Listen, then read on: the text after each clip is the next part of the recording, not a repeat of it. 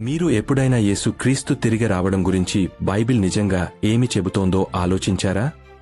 ఇది చరిత్రకు చివరి అధ్యాయమే కాదు, శాశ్వత విమోచనానికి ఆరంభం కూడా. మత్తయి 24:30లో యేసు ఇలా అంటాడు, అప్పుడు మనుష్యకుమారుని సూచన ఆకాశమందు కనబడును.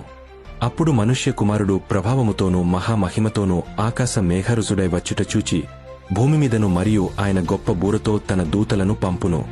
ఇది రహస్యంగా కాదు. యేసు తిరిగి రావడం మొత్తం ప్రపంచానికి కనిపిస్తుంది. 1 తెస్సలోనికీయులకు 4:16లో ఇలా వ్రాయబడింది, ఆర్భాటముతోనూ ప్రధాన దూత శబ్దముతోనూ దేవుని బూరతోనూ పరలోకము నుండి ప్రభువు దిగివచ్చును.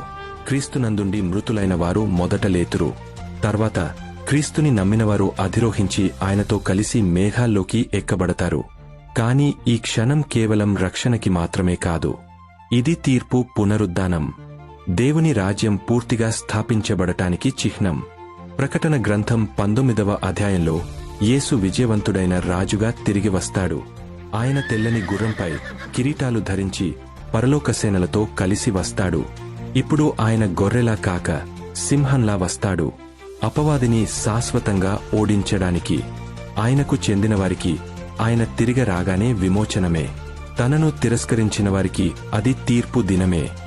బైబిల్ యేసు తిరిగి వస్తాడా అని కాదు, ఎప్పుడు వస్తాడనే చెబుతుంది. ఈ లక్షణాలు ఇప్పటికే కంటపడుతున్నాయి.